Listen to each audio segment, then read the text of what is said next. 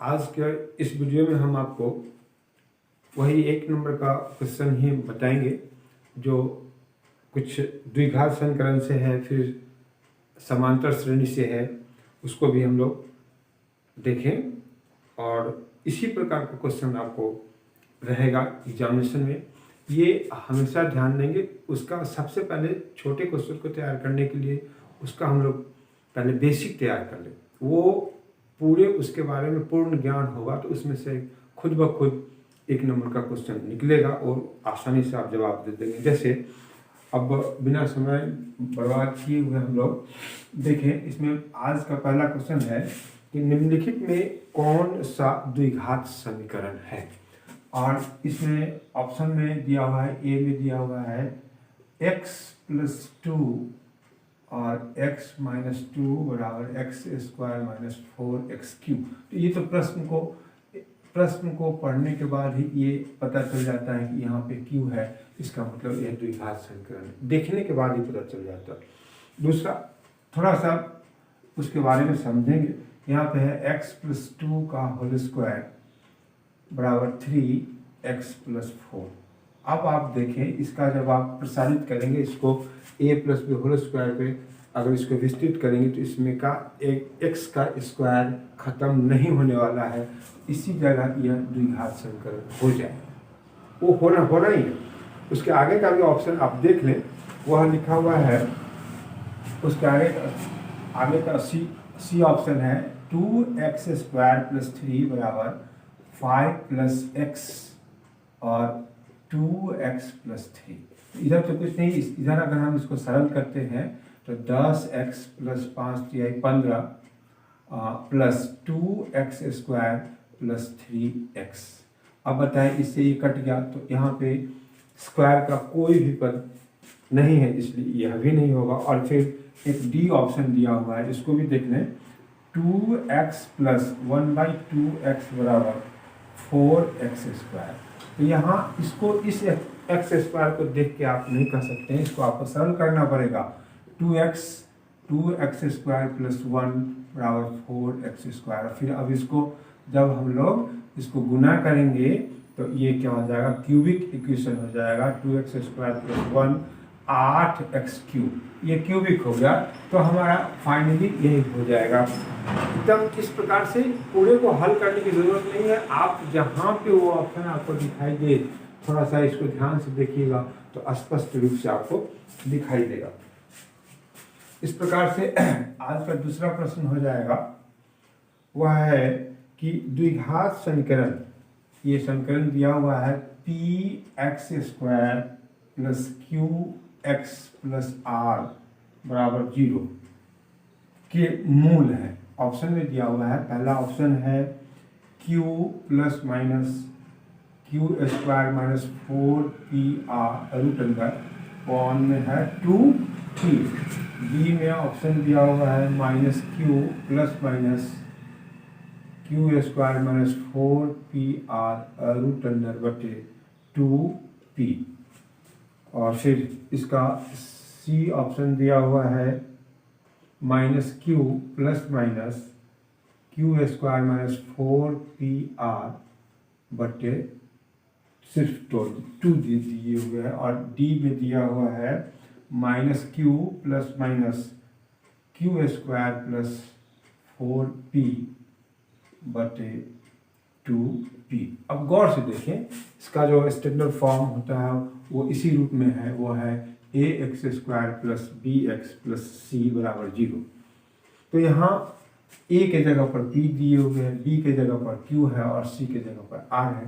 तो इसका जो श्रीधराचार्य रूल है, नियम है, वह हमारे पास क्या है, -b ± b² - 4ac √2a। तो यहाँ इसमें देखेंगे तो यहाँ पे माइनस छूटा हुआ है, इसमें देखेंगे तो यहाँ पे QR ये आपका सही है, -q ± √अंदर q² - 4pr/2p। और c में देखेंगे तो यहाँ पे p छूटा हुआ है, यहाँ पे देखेंगे तो यहाँ पे r छूटा हुआ है, फिर यहाँ पे माइनस है, प्लस दिया हुआ है। तो इस प्रकार से थोड़ा सेंसिटिव रहेंगे तो आप तुरंत उस बात को पकड़ लेंगे। इसके बाद द्विघात आगे का तीसरा है द्विघात समीकरण। अब इसको लिखते हैं हम, देखें द्विघात समीकरण 6x स्क्वायर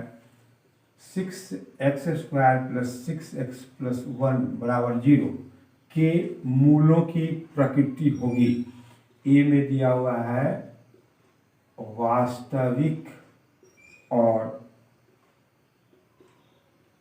बराबर, बी में दिया हुआ है वास्तविक नहीं, वास्तविक नहीं, सी में दिया हुआ है वास्तविक और असमान, वास्तविक और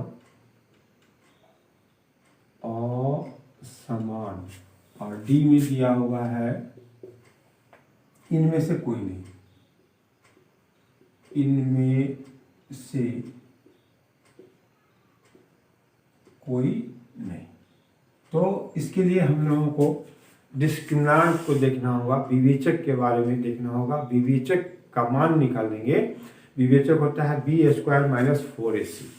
तो विवेचक का जब आप मान निकालेंगे, वह अगर पॉजिटिव है, कोई भी पॉजिटिव इंटीजर आ जाएगा तो वह हमारा वास्तविक और असमान होगा। अगर 0 के बराबर आ गया तो वह वास्तविक भी होगा और बराबर होगा, और जो ऋणात्मक आ जाएगा, निगेटिव होगा, उसमें से कोई नहीं होगा, उसका हल ही नहीं होगा। जो वास्तविक नहीं है, वास्तविक और असमान, और इनमें से कोई नहीं, तो इनमें से कोई नहीं वास्तविक, क्योंकि उसका हल ही नहीं होगा। तो यहाँ पे हम लोग क्या लिखेंगे, विवेचक निकालेंगे। डी क्या हो जाएगा, बी स्क्वायर माइनस 4ac, यहाँ हो जाएगा 6 स्क्वायर माइनस 4 इंटू 6 इंटू 1, ये 36, ये माइनस 24, ये प्लस प्लस आ रहा है। यहाँ डी क्या हो जाएगा, डी ग्रेटर देन 0, इसलिए हमारे पास क्या होगा, वास्तविक और असमान। मूल क्या हो जाएगा, वास्तविक। इसका है B square minus 4ac greater than 0, तो वास्तविक और असमान, और बी स्क्वायर माइनस 4ac बराबर 0, तो वास्तविक और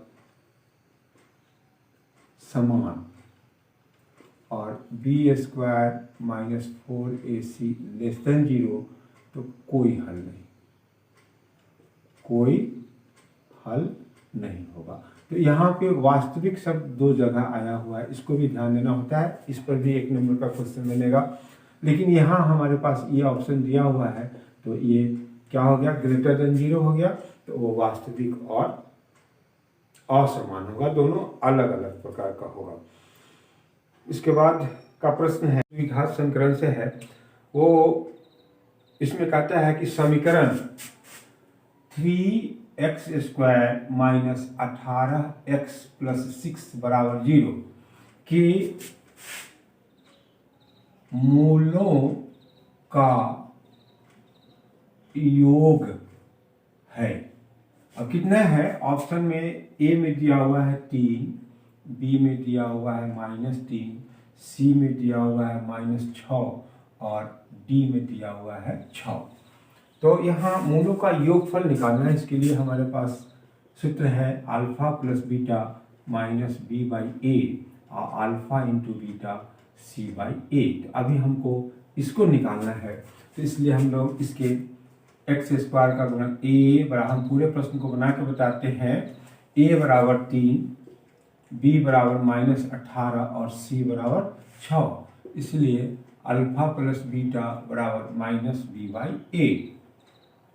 तो यहाँ पे माइनस, और इसका मान कितना दिया हुआ है -18, और ए का मान कितना दिया हुआ है 3, ये कट जाएगा तो कितना हो जाएगा 6, माइनस माइनस प्लस हो जाएगा। तो इसका कौन सा ऑप्शन हो गया, डी। ये बहुत ही आसान है, यह भी बार बार पूछता है।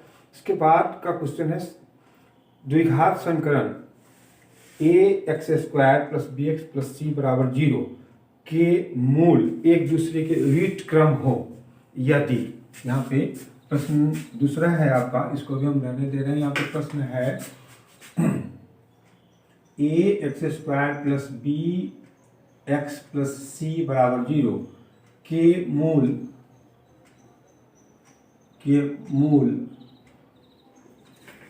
इसको बताओ एक दूसरे के व्युत्क्रम है, एक दूसरे के व्युत्क्रम है, यदि व्युत्क्रम होंगे,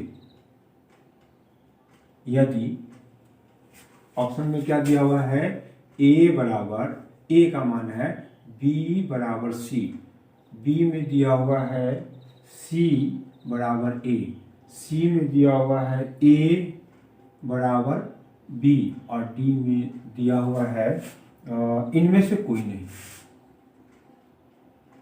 इनमें से कोई नहीं। अब यहाँ पे ये जो दिया हुआ है एक दूसरे का व्युत्क्रम है, तो एक अल्फा होता है और एक बीटा होता है, ये एक दूसरे को, इसको अगर मान रहे हैं तो ये कितना हो जाएगा 1/बीटा। तो एक दूसरे के व्युत्क्रम कब होंगे, इसके लिए इसमें से ऑप्शन चुनना होगा। तो हम लोग इसको मूलों का व्युत्क्रम हम लोगों के पास क्या होगा, अल्फा इंटू अल्फा, ये एक दूसरे का व्युत्क्रम है, मतलब अल्फा किसके बराबर है 1/बीटा के बराबर हो गया। तो 1/बीटा के बराबर हो गया, इसका मतलब इसको हम लोग क्रॉस मल्टीप्लिकेशन करेंगे तो क्या हो जाएगा, अल्फा इंटू बीटा बराबर 1। अब अल्फा इंटू बीटा मूलों का गुणनफल कितना के बराबर होता है, तो वह होता है c/a बराबर 1। अब इसको हम लोग अगर हम सरल कर देते हैं तो क्या आ जाएगा, c बराबर a। और इसमें देखें तो b, ये थोड़ा सा इंटरेस्टिंग क्वेश्चन है, इस पर आप ध्यान देंगे। यह भी बहुत ही अच्छा क्वेश्चन है कि एक दूसरे का व्युत्क्रम है, तो व्युत्क्रम है तो एक अल्फा हो जाएगा तो एक 1/बीटा हो जाएगा। अब इसको हम ले आएंगे गुना करके, तो अल्फा इंटू बीटा बराबर 1 हो जाएगा। अब यहाँ हम इससे इसका सूत्र लागू करेंगे तो यह होता है अचर पद बटे x² का गुना, मतलब c/a। तो c/a हो जाएगा, ये इक्वेशन है, इसको हम सरल करेंगे तो हमारे पास जो जवाब आएगा वह होगा c-a। उसके बाद अब जो क्वेश्चन है वह समांतर श्रेणी से, एपी से है, वो उसमें है कि समांतर श्रेणी। अब एपी से प्रश्न है, और भी हम विघात समीकरण से या बहुपद से बहुत सारा प्रश्न हम आपको देंगे, लेकिन यहाँ अभी जो सेलेक्ट करके लाए हैं सिर्फ हम उसी को बता रहे हैं। समांतर श्रेणी एपी किसके बराबर है, तो एपी में है 1/2, 1, 3/2 और 2 डॉट डॉट का 15वां पद, 15वां पद है 1/, ये इसका 15वां पद कितना होगा यह आपसे पूछा जा रहा है। ऑप्शन भी दिया हुआ है, ऑप्शन में देखिए ए में है 13/2, बी में है 15/2, सी में दिया हुआ है 7 और डी में दिया हुआ है कितना 17/2। अब इसमें से 15वां पद हम निकालेंगे, T15 हम निकालेंगे या A15 निकालेंगे, तो इसलिए A कितना हो जाएगा, प्रथम पद 1/2 और D हम लोग निकालेंगे तो 1 - 1/2, ये कितना हो जाएगा 1/2, D आ गया। और N हमारे पास कितना दिया हुआ है 15वां पद, इसमें से कौन होगा, तो यहाँ पे हम लोग निकालें T15 बराबर हुआ 15वां पद निकालेंगे, तो T15 बराबर ऐसा लिखे, सूत्र पहले लिख दे, Tn बराबर A + n-1 into D, 1/2 15 - 1 into 1/2 plus 14 into 1/2, ये कट जाएगा, कितना हो जाएगा 7। इसका एल्सियम ले लेंगे 2, 1 2 7 दूनी 14, ये हो गया 15/2। अब इसको देखें कहाँ है 15/2, बी में उसका जवाब दिया हुआ है। तो इस प्रकार से इसको हम लोग 15वां पद हम लोग निकालेंगे तो जवाब आ जाएगा। सिर्फ बस एक ही चीज़ ध्यान देना होगा कि गणित में या किसी भी विषय में उसका 1 नंबर का क्वेश्चन अगर तैयार करना है तो सबसे पहले उसका बेसिक ज्ञान हमारे पास होना चाहिए, उस चैप्टर का पूरा पकड़ होना चाहिए, तभी उसमें से 1 नंबर का क्वेश्चन का आप जवाब आसानी से दे सकते हैं। अब उसके आगे का भी प्रश्न उसी से संबंधित है, एक ही से संबंधित है। इसमें निम्नलिखित में कौन समांतर श्रेणी में नहीं है? कौन नहीं है मतलब एपी में नहीं है। कौन नहीं है? कौन एपी में नहीं है? तो ऑप्शन में है, पहला में देख लें, ए कितना हो गया 5, 4.1/2, 4 और 3.1/2 डॉट डॉट। बी में दिया हुआ है -1, -5/6, -2/3, -1/2। सी में दिया हुआ है 8, 14, 20, 6, 8, 14, 20 और नहीं 26। और डी में है 4, 10, 15, 20, 4, 10, 15, 20। 4 यहाँ देखें, ये आपका स्पष्ट लिखा, इसका डिफरेंस हम लोग निकालेंगे, कॉमन डिफरेंस निकालेंगे तो यहाँ नहीं है, हमसे है ही नहीं, पूछा जाए नहीं है तो 10 में से 4 घटाएंगे तो 6 हो जाएगा, 15 में से 10 घटाएंगे तो 5 हो जाएगा, ये 20 में से 15 को घटाएंगे तो फिर यहाँ भी 5 होगा। तो ये कॉमन डिफरेंस इसी का नहीं मिल रहा है, इसका मतलब यही श्रेणी जो है वह एपी में नहीं दिया हुआ है। तो ये आसान है, इस तरफ से हम लोगों को सभी को टेस्ट करने की ज़रूरत नहीं है। एक यहाँ पे दिखाई दे दिया तो हम लोग उसी को चिन्हित कर देंगे। उसके बाद भी इसी में है, यदि किसी समांतर श्रेणी का पहला पद 9, मतलब ए हमारे पास कितना दिया हुआ है, हम सिर्फ प्रश्न पढ़ के हम बोलते हैं, आप उसको ध्यान से सुनेंगे।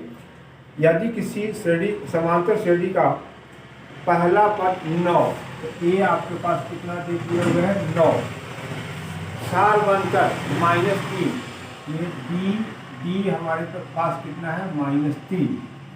तो इसके प्रथम 12 पदों का योगफल निकालना है, मतलब S12 बराबर 8, ये पूछा जा रहा है। तो अब योगफल निकालने के लिए कहा दिया, ऑप्शन हम लिख देते हैं। ऑप्शन में है 78, बी में है 90, सी में है -90 और डी में है -78। अब इसमें से इसका योगफल निकालना है। तो हम लोग योगफल निकालने के लिए हम लोग किस सूत्र का उपयोग करें? SN का उपयोग करें। यह होता है n/2, 2a + n-1d। इसमें से n के जगह पर अब यहाँ लिख दें हम लोग S12, यहाँ क्या पूछ रहा है 12, S12 कितना हो जाएगा 12/2, 2a + 12 - 1 गुने -3, ये हो जाएगा 6, 2 गुने, यहाँ पे a का मान हम लोग डाल दें, a का मान कितना दिया हुआ है 9, तो 9 दूना 18 + 11 - 3, ये हो जाएगा 6, ये हो गया 18 - 33, तो 6 गुने, तो यहाँ हो जाएगा -15, 15 छक्का 90, ये होगा कितना 90, ये 90 आ गया, -90 आप लोग चेक यहाँ देखिए, ये इसका योगफल 15। अगर इस प्रकार से इस जो श्रेणी दिया हुआ है जिसका प्रथम पद a सार्वंतर -3 हो तो 12वां पद तक का योग हम लोगों के पास कितना होगा -90। 12वां पद तक का योग कितना हो जाएगा -90। इसके बाद का भी है, समांतर श्रेणी से भी है, उसमें है कि समांतर श्रेणी 17, 34, देख लें इसको गौर से, -90 होगा। और इस प्रकार का NCERT के किताब में भी बहुत सारा प्रश्न दिया होगा, उस जगह के प्रश्न को हम अगर बना लेते हैं तो इस प्रकार का प्रश्न आसानी से बन जाएगा। 31 में है, आगे क्या है, समांतर श्रेणी 14, 34, 51 डॉट डॉट का कौन सा पद 170 होगा। कैमा नंबर पर वह 170 आपका आने जा रहा है, ये आपको बताना है। तो इसके लिए फिर हम लोग ए कितना हो जाएगा 17, डी फिर 34 माइनस 17, तो फिर ये हो जाएगा 17, और एन बराबर व्हाट होगा, और एस नहीं टी एन बराबर कितना होगा 170। तो किसका सूत्र लागू होगा, ये टी एन का सूत्र लागू कर देंगे, एक इक्वेशन बनाएंगे, वो उसी से हम लोग एन का मान निकाल देंगे। डी इसके जगह पर हम लोग कितना लिख दें 170 बराबर ए का मान है 17 प्लस एन का मान निकालना है और डी का मान है 17। पहले इसको इधर ले आए, -17 plus equal to n minus 1 और ये 17, इसको घटा देंगे तो 153 बराबर n माइनस 1 और ये 17, इसको यहाँ ले आए 153/17 बराबर n माइनस 1। सबसे पहले इसका हम ऑप्शन लिख दें, ऑप्शन में है, ऑप्शन हम यहाँ लिख देते हैं, छूट गया है, तो ए कितना के बराबर है 9वां पद,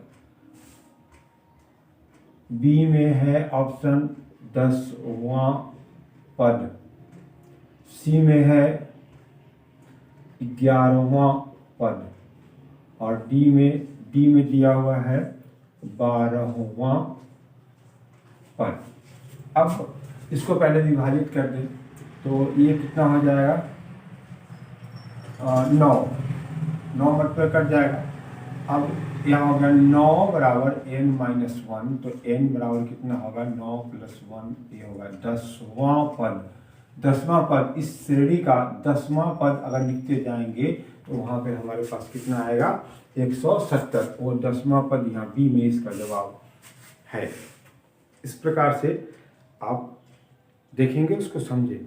फिर यह भी प्रश्न है, उसी समांतर श्रेणी से है, समांतर श्रेणी 51, 48, 45 डॉट डॉट 6 में पदों की इसी प्रकार की का संख्या है। ये डिसेंडिंग ऑर्डर में दिया हुआ है, घटते हुए क्रम में दिया हुआ है, तो इसका भी हम लोग निकालें 32, ये हो जाएगा 51, एपी जो दिया हुआ है वो 51, ये 48, 45 डॉट डॉट 6 में पदों की संख्या, मतलब यहाँ पे ए ऑप्शन पहले लिख दें, ए में कितना है 14 में पदों की संख्या है, कितना है ए में का है 14, बी का ऑप्शन है 16, सी का है 17 और डी का है 18। तो इस प्रकार से ये डिसेंडिंग ऑर्डर में दिया हुआ है, इसको लिखते लिखते 6 कब आएगा, कितने नंबर पे आएगा, ये आपको बताना है। इसके लिए ए बराबर कितना हो जाएगा 51, डी बराबर 58 माइनस 51, तो यहाँ हो जाएगा 3, और यहाँ हो गया 3, -3 ही इसका जवाब होगा। इसके बाद ये टी एन कितना होगा 6 और एन बराबर, ये आपको निकाल के बताना है एन कितना होगा। तो इसके लिए सूत्र हम लोग फिर वही टी एन बराबर ए प्लस एन माइनस 1 डी, इसके जगह पर लिख दिए 6, यहाँ हो जाएगा 51 प्लस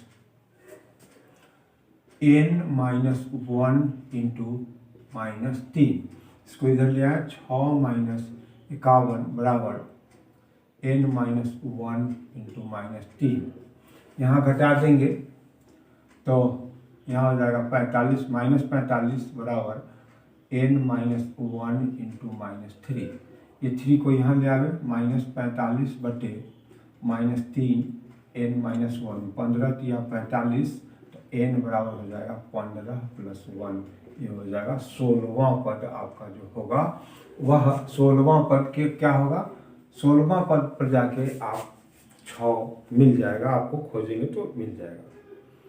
एक प्रश्न और है इसमें, 0 और 50 के बीच विषम संख्याओं की संख्या है, 0 और 50 के बीच, तो इसको भी कितनी संख्याएं हैं 0 और 50 के बीच, इसको हम लोग देखें। इसमें प्रश्न है 0 और 50 के बीच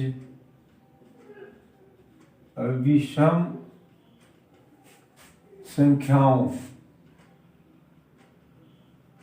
संख्याओं की संख्या है, कितना है, ऑप्शन दिया हुआ है इसमें।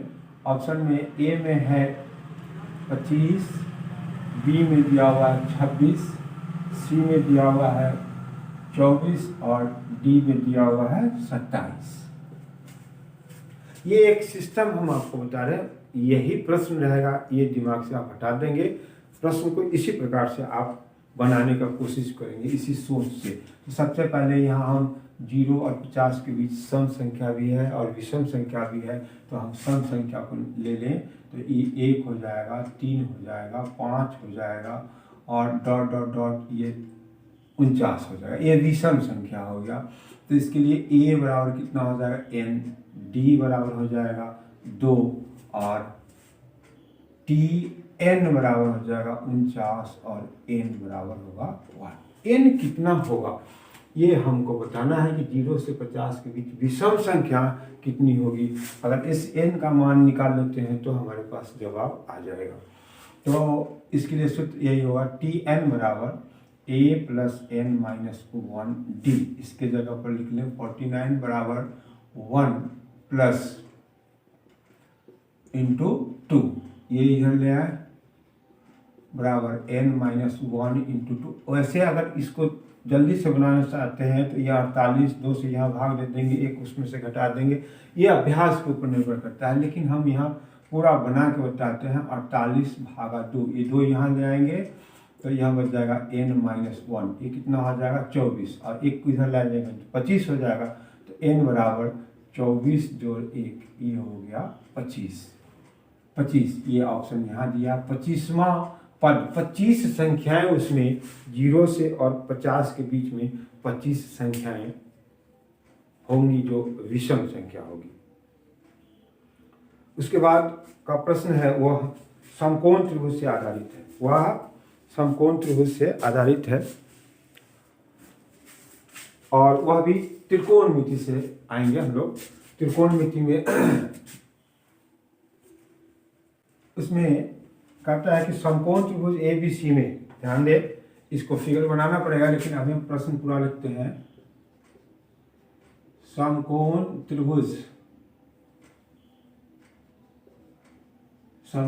त्रिभुज ABC में कोण B बराबर 90 डिग्री,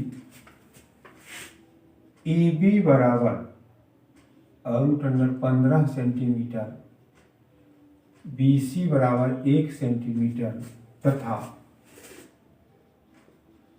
AC बराबर 4 सेंटीमीटर, तो tan A बराबर होगा, tan A बराबर होगा। ऑप्शन में है A में है √15/4, B में है √15/1, C में दिया हुआ है 1/√15 और D में दिया हुआ है 4/√15। तो इसके लिए हम लोग एक राइट एंगल बना लें। ये देखें इस प्रकार से बना लिए।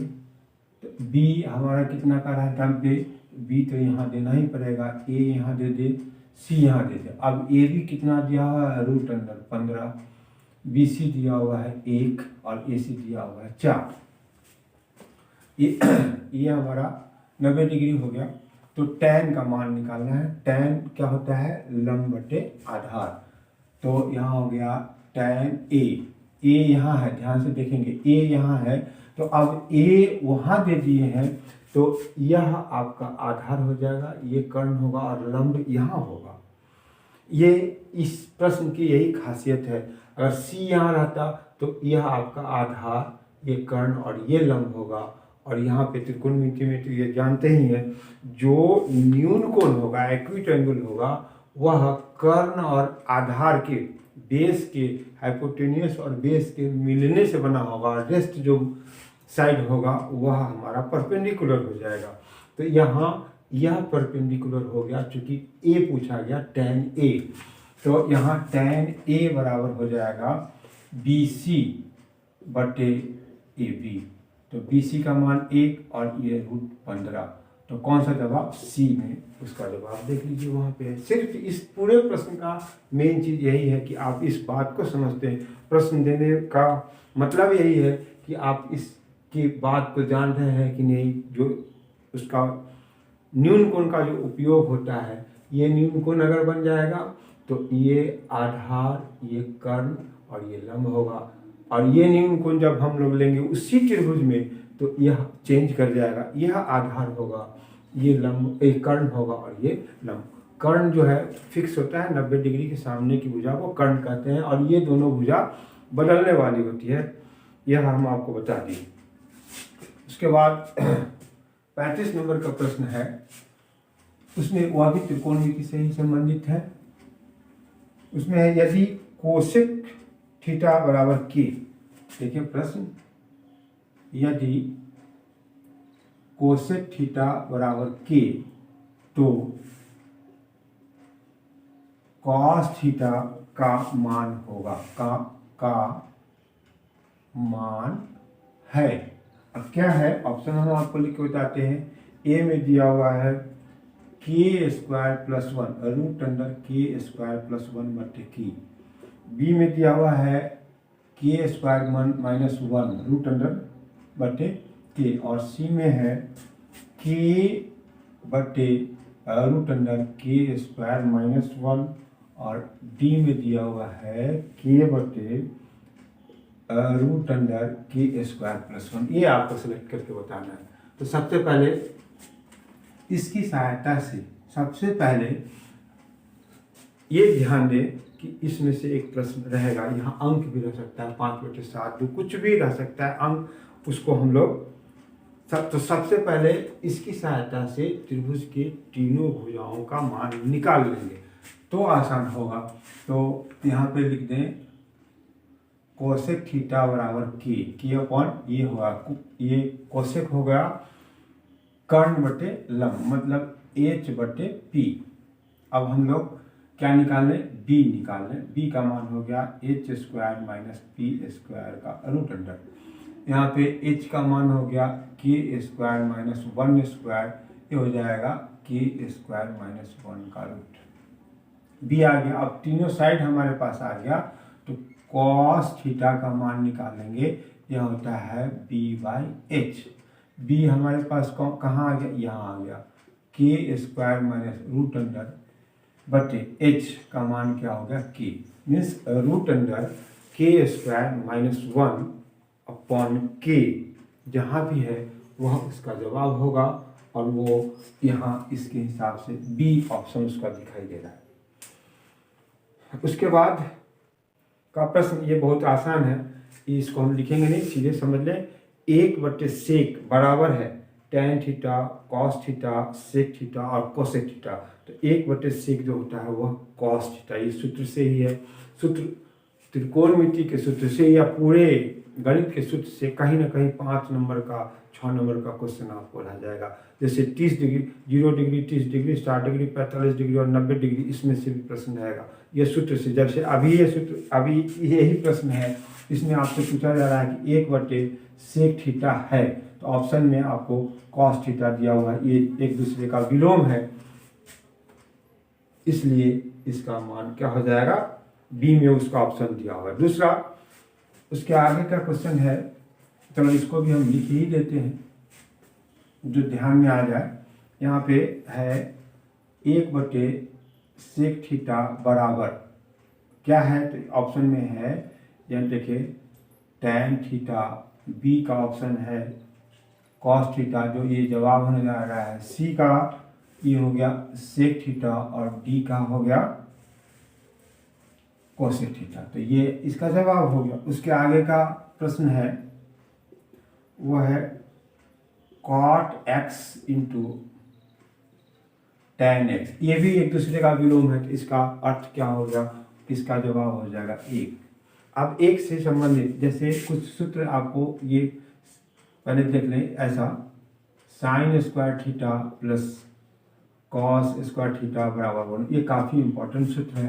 दूसरा है कि sine theta into cosec theta बराबर 1। तीसरा है cos theta into sec theta बराबर 1। चौथा है tan theta into cot theta बराबर 1। और उसके बाद है sec square theta minus tan square theta बराबर 1। और इसके बाद है cosec square theta minus cot square theta बराबर। इसमें से गौर से देखेंगे, यह प्रश्न इस जगह से, ये जो प्रश्न है ये बहुत बार पूछ चुका है, इसलिए कि यहाँ पे sec square sine square theta, विद्यार्थी के दिमाग में है कि sine square theta plus cos square theta बराबर 1 होगा, तो ये भी sine square sec square theta minus tan square theta बराबर, यहाँ प्लस भी दिया हुआ रहेगा ऑप्शन में। तो कहने का मतलब इस सूत्र को आप ध्यान से देखेंगे, इसमें से एक क्वेश्चन आपके पास आ जाएगा। तो यहाँ अभी गौर से देखेंगे तो ये सी का जवाब यहाँ पे दिया हुआ है। तो इसका ऑप्शन कितना हो जाएगा, इसका जवाब हो जाएगा एक। उसके बाद का प्रश्न है आपको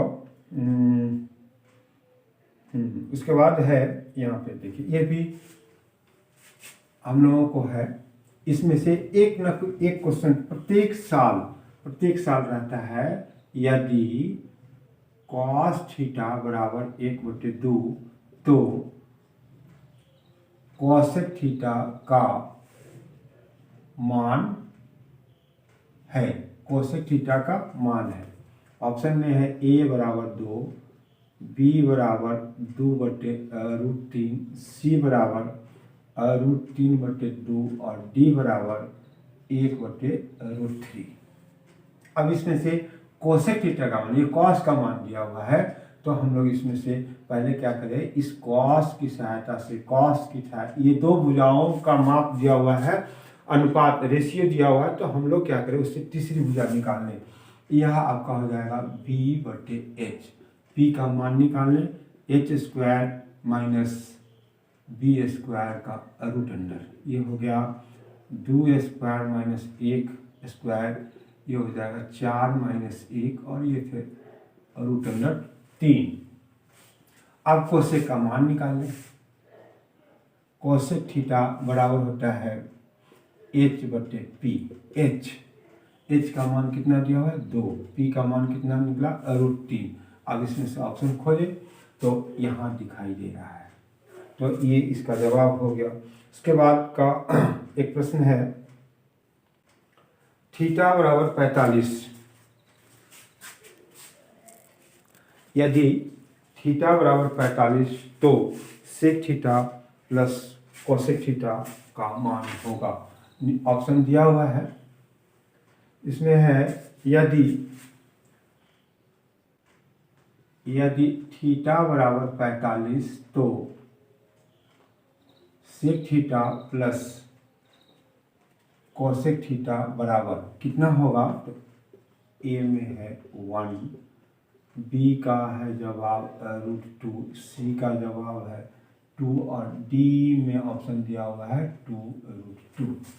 तो हम लोग इसमें थीटा के जगह पर 45 डिग्री रखकर उसके वैल्यू को डालकर सरल करें तो क्या जो आएगा वही उसका ऑप्शन होगा। यहाँ 45, चूँकि थीटा कितना दिया हुआ है 45 प्लस कोसेक 45, तो इसका जवाब, इसका मान होता है वैल्यू √2 और इसका भी प्लस इसका भी मान √2। अब ये दोनों जोड़ेंगे तो √2 होगा। ऐसा नहीं कि √4 कर देंगे, ये गलत, यहाँ क्या हो जाएगा 2√2, ये इसका जवाब हो गया। अब उसके आगे का एक प्रश्न और देख लें। अभी बहुत सारा है त्रिकोणमिति से संबंधित, लेकिन वीडियो बड़ा होते जा रहा है, फिर भी हम एक बताते हैं। वो भी आसान क्वेश्चन है, बहुत ही टेक्निकल प्रश्न है। √3 यदि √3 tan a - 3 बराबर 0 तो a बराबर a का मान कितना होगा? ऑप्शन में दिया हुआ है, a में है 90 डिग्री, b में है 60 डिग्री, c में दिया हुआ है 45 डिग्री और d में दिया हुआ है 30 डिग्री। तो मान हमको a का यहीं से निकालना पड़ेगा। तो √3 tan a - 3 बराबर 0, तो पहले इसको ले जाओ उधर। √3 tan a बराबर 3, tan a बराबर 3 बटे √3, ये इसको हम लोग लिख दें ऐसे, √3 गुने √3 बटे √3, इससे ये कट जाएगा तो कितना बचेगा? √3। तो tan a बराबर, अब √3 का मान किसका होता है? 30 डिग्री या 60 डिग्री? तो यहाँ पे होता है tan 60 डिग्री, इसलिए a बराबर कितना हो गया? 60 डिग्री। a का मान पूछा गया, a कितना के बराबर है? तो यही 60 डिग्री के बराबर है, b उसका जवाब हो जाएगा। और एक प्रश्न और बताते हैं, फिर नेक्स्ट रोज हम बताएंगे, आगे की वीडियो में बताएंगे। उसको आप सब्सक्राइब कर देंगे, जिससे आपके पास ऐसे प्रश्न का जवाब मिलता रहेगा 55 का होल स्क्वायर। अब इसका ऑप्शन में दिया हुआ है, ऑप्शन देखें, a बराबर -1, a बराबर नहीं, a का ऑप्शन है, b में है 0, c में दिया हुआ है 1 और d में दिया हुआ है 2। तो इस प्रकार का भी प्रश्न रहेगा। यह पूरक कोण से संबंधित है। यहाँ ये जो एंगल दिया हुआ है एक दूसरे का पूरक है। अगर इस दोनों को पूरक कोण कहते हैं, वह दो कोण जिसका योगफल 90 डिग्री के बराबर। तो जब भी पूरक कोण से संबंधित यहाँ देख लें तो समय बचाने के लिए इसका मान होगा 1, और यहाँ पे स्क्वायर दिया हुआ है, 1 का वर्ग भी करेंगे तो उसका जवाब भी 1 ही होगा। इसमें थोड़ा सा चेंजिंग कर सकता है यहाँ पे किसी प्रश्न में, तो इसका जवाब तो 1 ही हो जाएगा, इसलिए 1 का वर्ग करेंगे तो 1, ये तो हो गया। इसमें आगे प्रश्न अनेकों बन सकता है। अगर यहाँ पे +2 दिया हुआ है तो इसका जवाब हो जाएगा 3। इसमें ऑप्शन देखना पड़ेगा, 3 होगा नहीं होगा, 3 में से कोई नहीं होगा। अगर यहाँ पे गुना 2 दिया हुआ तो इसका जवाब 2 हो जाएगा। तो इस प्रकार से हम लोग देखेंगे। प्रश्न वही है कि पूरक कोण से संबंधित है। तो आज के वीडियो में हम आपको इतना ही बता रहे हैं। कृपया आप इस चैनल को सब्सक्राइब करें, जिससे 1 नंबर का क्वेश्चन अभी तत्काल में, फिर हम आपको 1 शॉर्ट वीडियो, एक अलजेब्रा का देंगे, एक त्रिकोणमिति का देंगे, क्षेत्रमिति का देंगे, फिर 1 शॉर्ट वीडियो, मतलब 5-6 वीडियो आपका होगा, जिसमें पूरे थोड़ा फास्टली उसमें बताएंगे। आप सिर्फ उसको एक मरतबे देख जाएंगे, जिससे पूरा रिमाइंड हो जाएगा और फिर आप एग्जामिनेशन में जा सकते हैं।